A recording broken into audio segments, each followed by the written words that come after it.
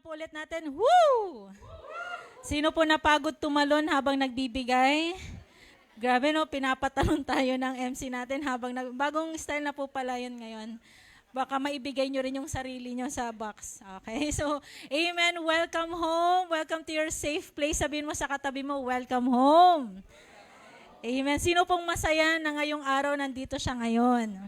Imagine mo yun, nakakita ka ng magandang view.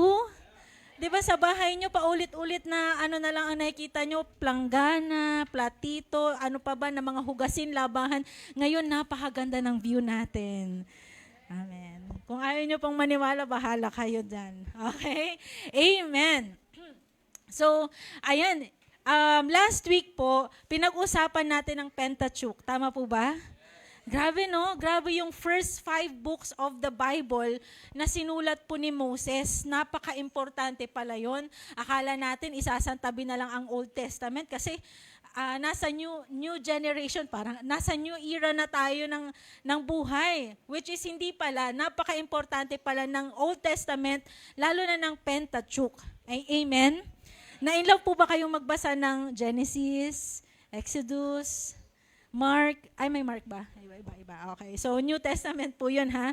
Okay, so ngayon naman po, this Sunday, pag-uusapan naman natin ang dahilan bakit hindi nakapasok si Moses sa Promised Land. Sabihin mo sa katabi mo, Promised Land. Bago ko po ituloy, hello po pala sa ating mga online viewers. You are welcome. Welcome to your home. Welcome to your safe place. Amen.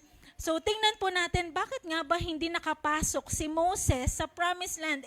Knowing na siya yung ginamit ng Diyos para makaalis ang Israelites sa Egypt. Tama po ba? Di ba, pinangako na, aalis kayo sa Egypt, dadalhin kayo sa Promised Land. Pero bakit yung leader nila na hindi nakapasok?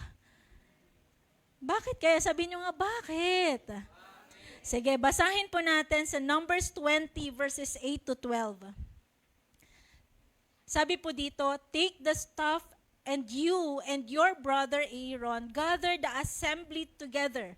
Speak to that rock before their eyes, and it will pour out its water. You will bring water out of the rock for the community so they and their livestock can drink. So Moses took the staff from the Lord's presence just as he commanded. Sinunod niya naman po, kinuha yung staff, tama? He and Aaron gathered the assembly together in front of the rock. And Moses said to them, listen. Ayan, nagagalit ang mentor. Listen, you rebels, mga rebelde. Must we bring you water out of this rock? Then Moses raised his arm and struck. Anong ginawa daw? Pinalo. He struck the rock twice with his staff. Water gushed out, and the community and their livestock drank. But the Lord said to Moses and Aaron, because you did not trust in me enough to honor me as a holy in the sight of the Israelites, you will not bring this community into the land I give them. These were the waters of Meribah, where the Israelites quarreled with the Lord and where He was proved holy among them. God bless the reading of His word. Bago ko po ituloy, tayo pumikit at manalangin. Panginoong Jesus na makapangyarihan sa lahat, ang Diyos po namin noon, ngayon, at magpakailan pa man. Panginoon, dinadakila ka namin ngayong oras, ngayong araw. Hinanyayahan ka namin na mangusap sa bawat isa. Dalangin ko, Panginoon, na ang salita na maririnig namin ngayon ay salita na nanggagaling sa iyo. Salita na magbabago ng aming mga buhay. Salita na magbibigay ng buhay. Salamat po, Panginoon, sa pangalan ni Jesus. Amen and amen. Ang title po ng pag-uusapan natin ngayon is The Delicate Instruction of God to Moses. Again, the delicate instruction of God to Moses. So yung nabasa po nating verse dito, the generation of those who had lived in Egypt had almost died off na. Ayan, namatay na po yung iba. And the new generation would soon be ready to enter the land. Etong si Moses, si Aaron, at si Joshua and Caleb were among the few who remained from those who had left Egypt. So syempre habang nagbabiyahe sila may nalalagas, 'di ba? Ang dami kasi nagrereklamo, so palagas ng palagas, may mga bagong papasok na generation, meron na namang mawawala kasi may mga reklamo ng reklamo. Tama po? Once again, they camped at Kadesh, the site of the first scouting mission, which actually, ang ended nito, naging disaster patuloy. Kasi po, si Moses, umaasa na itong mga tao na to ay ready na para sa bagong bukas, bagong pag-asa na to. O ayan ha, nakita nyo naman na, nakailang reklamo na kayo, nakailang patayan na sa mga nagre-reklamo, so sana naman, fresh start na to. Sa time na to, the Israelites, eto na naman, were complaining because there was no water to drink. Sino po dito uhawin? Na kapag walang tubig, nakakainis, diba? Parang, yung kinain ko, hindi ko maitulak. Nasaan ang tubig, diba? Sa bahay, sa kainan, o saan pa man, kahit nga hindi ka kumain, basta kailangan natin ng tubig. Kasi, natin yan, basic needs po natin yan, tama po? Eto, nagko-complain na naman ng mga Israelites, dinala nyo kami dito para lang mamatay sa uhaw? Ayan na naman. Sabi sa verse 4, why did you bring the Lord's community into this wilderness that we and our livestock should die here? Talaga naman, nandito na naman tayo. Dati wilderness at kung ano-ano, ngayon naman wala namang tubig. Mamamatay na naman kami dito. Ito, nagre-reklamo. Kaya nga po ang instruction ng Panginoon kay Moses, okay, Moses, kunin mo yung staff. Remember po yung staff na ginamit ni Moses? Saan? Ayan, humati ng dagat. Tapos yung staff na naging ahas, tama po ba? So, pinutusan ng Panginoon, kunin mo ulit yung staff, isama mo si Aaron. During this time, si Moses ay matanda na at pagod na sa buhay. Ikaw ba naman, everyday nakakarinig ka ng reklamo. Tama po ba? Sa bahay nga lang, stress ka na. Puro kayo reklamo. Ito na naman ang ulam. Ito na naman. Di ba? Ilang anak pa lang yun, ha? Paano to? Libo-libo ang mga alaga niyang tao na reklamo sa kanya. Siguro, yung dapat 10 years pa dapat siyang mabubuhay, nabawasan ng 10 years kasi kakareklamo ng mga tao niya. Pagod na siya at matanda na sa kakareklamo ng mga Israelita paulit-ulit. Sabihin mo nga paulit-ulit. Paulit-ulit that he committed something that would cost him not to enter the promised land. Grabe. Papaano nga ba? Papaano na si Moses ginamit ng Diyos para dalhin ang Israel sa promised land ay hindi nakapasok sa promised land? Akalain mo nun, naging tulay ka lang? Sino po dito naranasan na naging tulay sa buhay? Yung nasabihan ka lang na may kainan pero hindi ka invited. Yung parang ganon. Di ba? Parang tulay ka lang talaga, sabihan mo na may kainan pero hindi ka kasama. So parang ganon, naging tulay. Siya ang ginamit pero hindi siya nakapasok. Bakit nga ba? Tanungin niyo po ako ulit, bakit? Tingnan po natin 3 bagay na maling ginawa ni Moses why he didn't enter the promised land. Number 1, Moses disobeyed God. Or pwede yung term, other term din natin, or term na pwede natin gamitin, disobedience. Hindi sumunod sa Panginoon. Bakit? There was a clear instruction given by God to Moses and Aaron. Ano yun? Sabi nun sa verse, take the staff, and you and your brother Aaron gather the assembly together. Speak to that rock before their eyes, and it will pour out you will bring water out of the rock for the community so they and their livestock can drink. Pero, ang ganda ng instruction, malinaw na malinaw yung instruction, pero hindi sumunod si Moses. Anong ginawa niya? Sa verse 11, Moses raised his arm and struck the rock twice. Pinalo ng 2 beses. Ano ba yung utos ng Panginoon? Speak. Pero ang ginawa niya, pinalo. Very good. Ayan, sa mga mahilig mamalo. Hindi, joke. Okay? Gather gushed out and the community and their livestock drank. Siguro sasabihin natin, anong disobedience doon? Parang may sinunod naman si Moses. Kinuha niya yung staff, sinama si Aaron, tinawag yung mga tao. Sumunod sa umpisa, tama? May konting obedience. Pero, may changes. Instead na speak to the rock, Moses struck the rock. Iba po kasi yung speak sa struck. Tama po ba? Iba yung kausapin, magsalita ka, sa paluin mo. Sino po yung ganito na namamalo ka agad? Ayan. Hindi mo pa kinakausap, pinalo mo na agad. O, diba? Mga nanay naman, kausapin pa naman muna bago tayo mamalo, okay po? Pero iba to, okay? Pinalo niya instead na kausapin, sabihan. Dito natin makikita na sa Diyos, small disobedience is still disobedience. Pero bakit nga ba big deal sa Diyos ang hindi pagsunod ng Moses? Pwede naman na siguro yun, pinalo lang naman eh. Konting changes lang naman sa utos ni Lord. Okay? Bakit big deal yun sa Lord na to the point, hindi siya nakapasok sa promised land? Para sa atin, maliit lang yun, pero para sa Panginoon, napakalaking bagay nun. Sa Bible po kasi, meron tayong tinatawag na allegorical Christocentric interpretation. Wow, what a word. Ulitin po natin, allegorical Christocentric interpretation.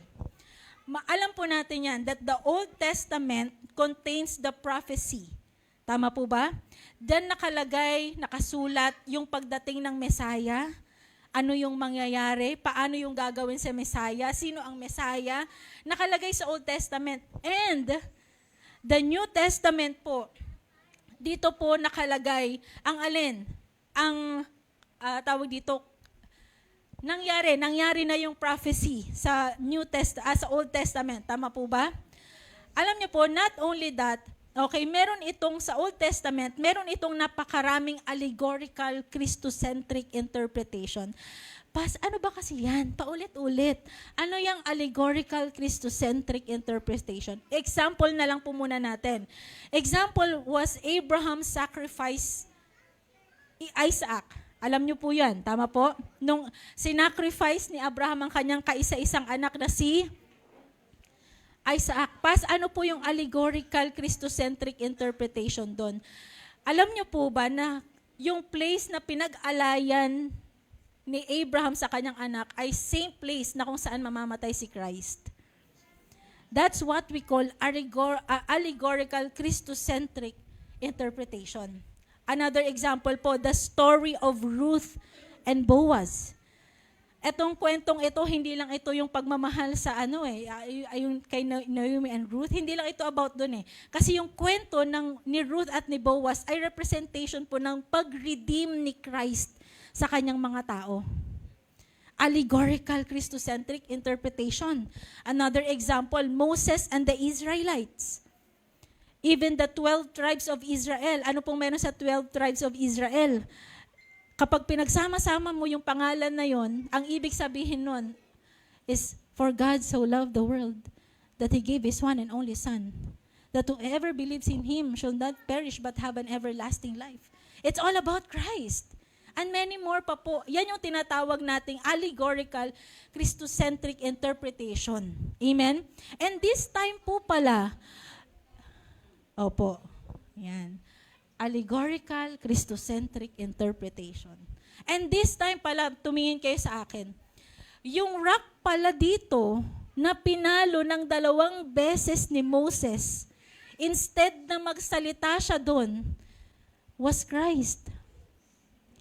Ang bato pa lang yun was Christ. Akalain mo yun, pinapalo niya si Christ? Imbis na magsalita siya, pinalo niya. Paano po natin masasabing si Christ yung rock? In 1 Corinthians 10 verse 4, and drank the same spiritual drink, for they drank from the spiritual rock that accompanied them, and that rock was Christ. Sabi pa po sa John 4 verse 10, Jesus answered her, if you knew the gift of God and who it is that asks you for a drink, you would have asked Him and He would have given you living water. Amen? And also in Psalms 81 verse 7, in your distress you called and I rescued you. I answered you out of the thundercloud. I tested you at the waters of Meribah. Alam nyo po, makikita dito na yung pinalo ni Moses ng 2 beses ay sino? Si Christ pala. Kaya po pala napaka-importanting sumusunod tayong mabuti sa instruction ng Diyos. Dahil doon po walang tapon. Lahat ng pinapagawa sa atin ng Panginoon merong dahilan. At alam niyo po ba, the truth is, God is in the habit of revealing Himself to people time and time again. Alam ko po, nakilala nyo na ang Panginoon nung una nyo siyang tinanggap. Pero magugulat ka every day kapag may mga sitwasyon kayong nararanasan, makikilala mo ulit ang Panginoon in the other way. Nangyari na po ito sa panahon ni Abraham. When he sacrificed his son Isaac, nakilala po natin that ang tinatawag nating Jehovah Jireh. Tama po? Sa panahon din ni Gideon, when he saw God face to face, pero hindi siya namatay, nakilala natin siya as Jehovah Shalom. Sabihin mo sa katabi mo, Shalom. Sa panahon ng Israel, nakilala ang Panginoon na Elkanah, which is the jealous God. Etc. Marami pa po na pwede nating makilala ang Panginoon sa bawat sitwasyon. So lumalabas po na sa obedience, mas nakikilala natin ang Diyos. Amen? Kapag sumusunod po tayo, nakikilala natin ang Diyos. Amen? Kasi paano mo nga ba makikilala or paano mo maiintindihan ang isang bagay pag hindi mo susubukan? Hindi mo gagawin, lagi sinasabi nga ni Bishop, yung bagay lang na ginagawa mo, yun lang ang naiintindihan mo. Bakit ka nagde-devotion? Kasi naiintindihan mo na kailangan mo yun. Bakit ka nananalangin? Kasi naiintindihan mo na hindi mo kayang mabuhay pag hindi ka nanalangin. Tandaan natin, sa obedience po, mas nakikilala natin ang Panginoon. So, hindi mo makikilala ang Diyos sa pag-aaral lang. Thank you, Lord. Meron tayong School of Discipleship, may mga Victorious Life Retreat na nakakatulong sa even Sunday service para kayo nag-aaral. Tama po ba? Kung may long quiz lang po dito, baka pasado na kayo. Okay po? Pero hindi lang po importante hindi lang yung sapat yung aral lang ng aral. Importante ang pag-aaral, pero mas importante ang pagsunod sa Diyos. Amen? Amen. Sabihin mo sa katabi mo, hindi to patalinuhan, pagalingang sumunod. Amen? Ano po yung unang ginawa ni Moses? Bakit hindi siya nakapasok sa promised land? Disobedience. Pangalawa po, Moses misrepresented God before people. Grabe. In Psalms 106 verses 32 to 33, by the waters of Meribah, they angered the Lord, and trouble came to Moses because of them. For they rebelled against the Spirit of God, and rash words came from Moses' lips. Grabe, eto na. Dito natin makikita yung bigat ng hindi pagsunod sa instruction ng Diyos. Instead of speaking to the rock, Moses struck the rock. So dito pa lang, na-misrepresent na ni Moses si God sa mga tao. Amen. You know that Yahweh, the God of Israel, is holy. Tama po ba? Naniniwala po kayo doon? Na hindi siya malupit para paluin ng galit ni Moses ang rock at lumabas ang tubig. Ang instruction sa kanya, kausapin, sabihan mo. Pero dahil itong si Moses pagod na, matanda na, naririndi na sa paulit-ulit na reklamo, ayan, nainis, pinalon, ayan na nga, tubig, sige. Yeah, parang kung ikaw din, maiinis ka na, di ba? Ang kukulit ninyo. Eto na, dahil sa ginawa niya, na misrepresent niya ang Panginoon sa tao. Galit na yung tao, kaya puro reklamo. At dahil po dyan, sabi ko, Moses represent God to people, instead na kausapin, galit pang pinalo. Alam niyo po ba na hindi po ganun ang Panginoon? Hindi ganun ang Diyos. Alam nyo bang dahil sa reklamo ng Israelites at disobedience ni Moses, marami ang na-fall po ngayon sa panahon natin, sa tinatawag nating ideology or theology, that what? That Yahweh is evil. Hindi ko po alam kung alam nyo na nagkakalat etong mga to ngayon. Nagpapakita, syempre pinakita niya na galit, galit, sige, yan, ayan, o sige, tubig, galit, pinakita niyang galit, na sumusunod sa Panginoon. Nagpapakita that Yahweh is evil. Parang nirepresent niya sa tao that Yahweh is evil, masamang Diyos. Tingnan natin, may mga kumakalat po sa panahon ngayon na ito daw ang characteristic ni Yahweh.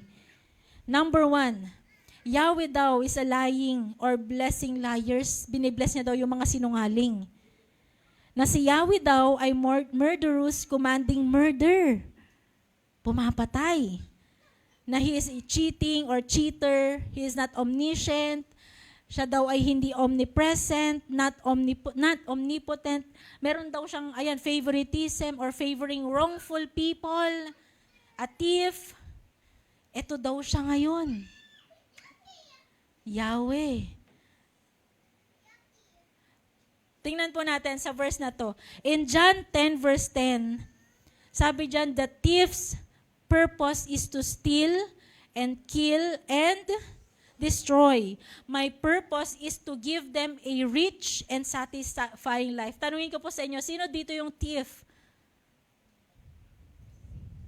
Si Satan. Tama po? Ang sinasabi dito sa verse na to, si Satan, ang purpose niya, bakit siya dumating sa buhay ng mga tao para nakawan ka, patayin at sirain. Pero yung sino daw yung magbibigay ng mayaman at satisfying na buhay? It's God. It's Jesus. Tama po ba? Pero sa katuruan ng kumakalat na kulto na to, okay, sabi niya, yung thief daw po dito was Yahweh. In short, Yahweh daw is evil. Grabing katuruan. Grabe naman to. Na ang Diyos daw po ng Old Testament ay iba sa Diyos ng New Testament. Grabe, ang mabigat pa po yan, dito, ang turo nila o ang turo niya, wala na daw hell. Kasi nga, di ba, nasa New Testament na daw tayo, love na lang. Kahit na gumawa ka ng mali, love ka pa rin ni Lord. Mapupunta ka pa rin sa langit. So, ibig sabihin, lahat tayo, even sa yung mga unbelievers sa labas, taga-langit. Wow! Sana kung ganun lang kadali, wala na daw hell. So actually, this is blasphemy and this is not the sound doctrine. Naku, kapag narinig nyo tong taong to, akala mo parang totoo din. Kasi pag nagsalita, parang matalino din. And you know what? Who is this man? Tanong nyo ako sino? It is Ed Lapis, Pastor Ed Lapis. Ito po ngayon ang katuruan niya. Ano yon? Yahweh is evil. Wala na daw hell. That Yahweh, si Yahweh siya. Ito yung mga tinuro ko sa inyo kanina. Yan yung mga tinuturo niya ngayon. And it's a warning to us. Lalo na po tayo na nilalaban natin ang sound doctrine, pinapasa natin from generation to generation. Please for now, stop listening to Ed Lapis. Amen. Hindi po totoong Yahweh is evil. Hindi po totoong wala ng hell. It's not true. Amen? So balik po tayo sa pinag-uusapan natin. Ayan, it's just a warning. Babalik tayo kay Moses na, ito nga kasi he misrepresented God before the people. Ilang beses nating, tanong sa atin ngayon, ilang beses po nating pinapalo ang Panginoon? Ilang beses po tayong nagre-reklamo? Konting problema lang, sisi agad kay Lord. Konting pagsubok lang, galit agad kay Lord. Nakakalungkot po no, na maraming Kristiyano ang malupit sa Diyos. Grabe sila manisi kay Lord. Grabe ka Lord, hindi nangyari yung gusto ko. Grabe ka Lord, dapat easy-easy lang ang buhay. Yan, ang galing magalit. Tama, sino po dito na masteral niya ng pagiging magagalitin sa buhay? Wow, ayan, mga kananayan po yan na mamaster na po natin, no? Malapit na tayo mag-doctorate, no? Okay, yung tamang titig lang. Doctorate na po kayo kapag titig lang, tumatahimik na ang bata. Yan, doctorate. Meron pa po atang, may principal na po ba dito? Ayan, napapractice po yan. Galit, hindi, joke na. Okay po. Pero ayan, nakakalungkot na puro galit na ang tao sa mundo. Tama po? Si Moses, he grew tired of God's people sa kakareklamo. Tumanda na, napagod na sa mga reklamo. Amen? Ang instruction, kausapin, pero galit niyang pinalo. Mga kapatid, when things go wrong, don't strike, but speak to Christ. Amen? Kadalasan po kasi kapag galit na tayo, gusto natin, talagang gusto na nating bumawi, gusto na nating makipagsuntukan. Wait lang. Speak to Christ. Bago ka lumaban, bago mo paluin, kausapin mo muna ang Panginoon. Ang problema ko nga, sabi sa atin, problema natin ngayon, marami ng Kristiyanong galit, laging galit. Facebook galit, sa bahay galit. Ayan, yung pera niya, galit na rin. Lahat na, pag nakikita mo, galit. Konting problema, unfair situations. Grabe, ang galing na po talaga nating magalit, no? Amen. Ayan, umagri naman kayo kasi tayo to. Amen. Babaguhin naman tayo ni Lord, wag po kayo mag-alala. So, konting misunderstanding lang, nananakit na. Tingin po kayo sa akin, wag nating itrato ang Diyos katulad ng pagtrato natin sa social media. Iba po ang Diyos na pinaglilingkuran natin. Galing natin magparinig, ang galing nating magtag, ang galing nating manira sa social media. Please don't misrepresent God to people. Tandaan nyo po, hindi naman ito yung mabait ka lang palagi. No. Kaya nga importanteng you speak to Christ, listen to what He says, and ask for His guidance. Amen? Again, when things go wrong, don't strike, but speak to Jesus. Speak to Christ. Amen po? Amen. Ano yung pangalawang ginawa ni Moses? He misrepresented God before the people. And last but not the least, malapit na po tayong matapos. Number 3, Moses did not trust God enough. Moses did not trust God enough. Alam mo ang problema ng Israelites?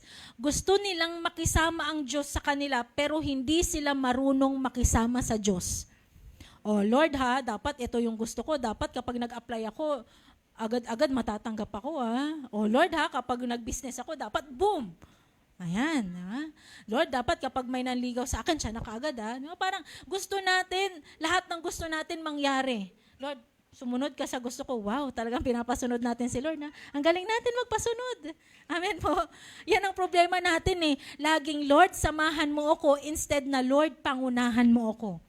Kasi po, iba yung prayer na, Lord, samahan mo ako. Kasi parang, dyan, samahan mo ako ha, dyan ka lang. Punta ako dito, dyan ka lang, Lord ha, samahan mo ako. Iba yung samahan mo ako sa pangunahan mo ako. Kasi kung dito, sa samahan, nasa likod si Lord, pag pangunahan, siya ang maglilid sa'yo. Kaya nga dapat iba yung prayer na, Lord ha, yan na, alam mo naman na yung gusto kong mangyari. Pero dapat ang prayer natin, Lord, ano po bang gusto mong gawin ko?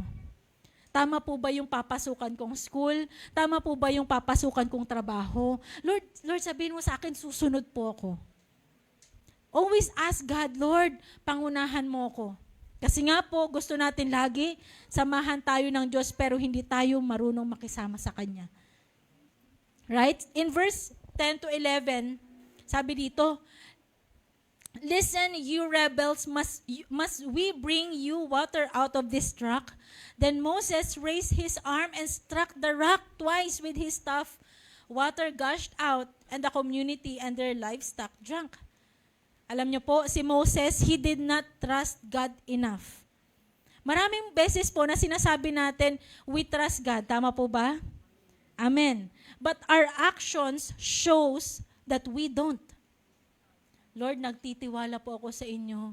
Pero nag-iisip ka na, saan ako mangungutang? Sino kayong pwede kong i-chat dito? Ano kayong mga dapat, di ba? Parang sinasabi natin, Lord, ikaw na po ang bahala, pero gumagawa ka na ng plano mo. Tama? Mayroon ka nang naisip na plan B, C, D, hanggang Z. Ay, napakagaling. Oh, by numbers pa. Di ba? Ang daming ano pa niyan, mga kung ano-ano sa A, B, di ba? May plano na eh. Pero yung sinasabi natin na we trust God, pero gumagawa tayo, may plano ka na eh. Anak, may plano ka na. Sabi mo, you trust me, pero meron ka nang gustong mangyari. Alam nyo po, most of the time, ang instruction po at ways ni Lord is not usual. Or minsan, it doesn't make sense. Ikaw ba naman, lalabas daw yung tubig sa bato? Natry nyo na po bang uminom sa bato? Nag-swimming sa bato, parang ganyan, may tubig daw di ba? Parang, ha? Bato? Paano mangyayari doon? Di ba? Even nga si Abraham, patayin mo yung kaisa-isa mong anak, iyalay mo. Ha? Lord, kakaiba ka mag-instruct. Kakaiba yung mga gusto mong ipagawa. Ano pa? Eto, sasabihin ko, kakausapin ko, may lalabas na tubig. Parang hindi siya nagme-make sense. Parang hindi normal na mga instruction. Pero kahit ganun pa man din, sumunod ka pa rin sa Kanya. Bakit po? His ways is higher than our ways. Hindi po matanto. Hindi mo Pwede pala yun? His thoughts are higher than our thoughts. Kahit parang imposible, sunod pa rin tayo. Kahit parang totoo ba to? Para akong baliw dito. Even si Noah, imagine mo, gagawa siya ng ganung kalaking arka. Diba? Lahat nga ng mga nakapaligid sa kanya, sabi niya, baliw na to. Bakit nagtatayo yun ng arka sa bundok? Diba? Anong gagawin yan? Pinagtatawanan Pero alam niyo, sa mga sumusunod sa Panginoon, tandaan ninyo, safe kayo sa Kanya. Amen? Yes, God's instruction po ay kakaiba, hindi maisip matanto. Kapatid, tandaan po natin to, hindi mo ka-level si Lord. Whatever that instructions are, surrender mo na. Surrender, obey, and trust Him. Amen? Kahit mahirap, kahit imposible, kahit hindi maisip, matanto, hindi mo makita kung ano yung sagot o ano yung future nito, basta sinabi ni Lord, secured ka dyan. So again, bakit nga ba hindi nakapasok si Moses sa Promised Land? Ano yung ginawa niya? Number 1, Moses disobeyed God. Number 2. And number 3. As I end po, many years po after itong nangyari sa Meriba, Christ revealed that He was the rock. He was the rock. Ang tanong po, why does it really mean when we say the Lord is my rock? Ano nga ba ibig sabihin na to na kapag sinabi natin si Lord ang ating rock? In Numbers 20 verse 11, then Moses raised his arm and struck the rock twice with his staff. Water gushed out, and the community and their livestock drank. The word rock po dito in Hebrew is Selah. Nang ibig sabihin po ay lofty, a crag, a cliff, a fortress, stronghold. A stronghold of Jehovah, of security. Alam niyo po, David also used the word Selah when he composed a song about the Lord as the rock when he was hiding from his enemies. Lord, Ikaw ang aking fortress. Ikaw ang aking stronghold. Hinahabol ako ng mga kaaway ko. Lord, You are my rock. The rocky cliffs and the caves provided him great protection. And that time po, nagtago si David, tama, sa rock, dun sa caves, na nagprotekta sa kanya from his enemy. Sabi po sa Psalms 18 verse 2, the Lord is my rock, my fortress and my deliverer. My God is my rock, in whom I take refuge, my shield and the horn of my salvation, my stronghold. Moses also composed a song referring to God as the rock. In Deuteronomy 32 verse 3 to 4, sabi ni Moses, I will proclaim the name of the Lord. Oh, praise the greatness of our God. He is my rock. His works are perfect, and all His ways are just. A faithful God who does no wrong, upright and just is He. Yung word po dito na rock, in Hebrew is chur, which means a cliff, a boulder, a refuge, strength, and strong. Alam niyo po yung pinag-usapan natin kaninang Sela at sure pertain to only one meaning, which is God is our rock. God is our rock. Dito po, ang rock na to is our safety, our strength, and our refuge. Kaya bakit hindi tayo magtitiwala? Bakit hindi tayo susunod? Bakit hindi natin mamahalin ang Diyos kung siya naman pala ang ating rock? You know what? It is all about Jesus. Dumipende po tayo sa isang Diyos na ililigtas ka mula sa kasalanan at sa kapahamakan. He is our salvation and source of life. Again po, huwag mo siyang itrato na parang bato na dinadaanan mo lang. But as what the Lord instructed to Moses, speak to the rock. Huwag niyo pong pagalitan si Lord. Huwag niyo siyang sumbatan.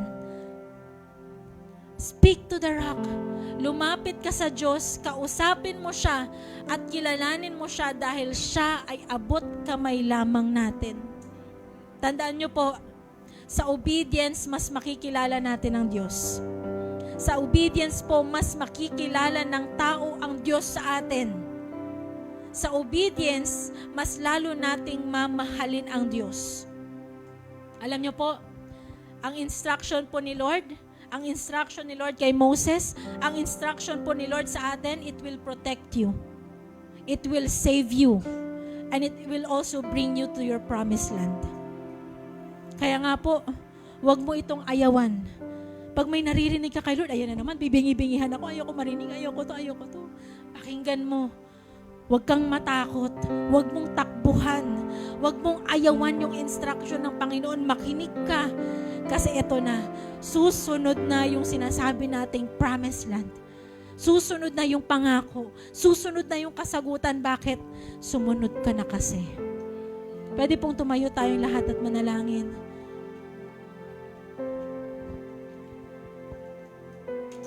Thank you, Lord. Let's worship God. Let's sing this song.